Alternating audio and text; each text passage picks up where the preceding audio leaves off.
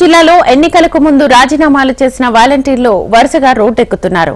తమను అప్పటి అధికార పార్టీ నాయకులు బలవంతంగా రాజీనామా చేయించారంటూ ఆరోపణలు చేస్తున్నారు. వైసీపీ లీడర్లను నమ్మి తాము మోసపోయామంటూ వారిపై చీటింగ్ కేసులు పెడుతున్నారు.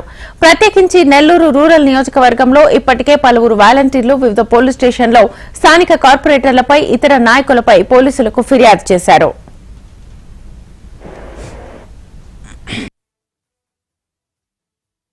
శ్రీనివాసులు సార్ గారు చేపించారు.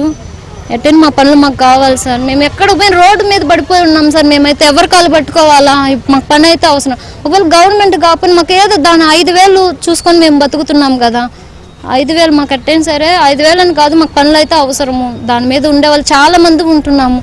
మా పనులు మాకు ఇమ్మని చెప్పి దయచేసి కోరుతున్నాము సార్. మేము 37 వార్డు నుంచి సచివాలయంలో వాలంటీర్గా పనిచేస్తూ ఉన్నాము. కార్పొరేటర్ బొబ్బిలి శ్రీనివాసులు యాదవ్ గారు అతి బలవంతం మీద మమ్మల్ని రాజీనామా చేయమన్నారు సార్. గత 5 సంవత్సరాలుగా మేము చాలా కష్టపడ్డాము. ఇప్పుడు మా పనులు మాకు ఇస్తారని సిఐ దివ్య గారికి మేము అర్జీ రాసుకుంటున్నాం సార్.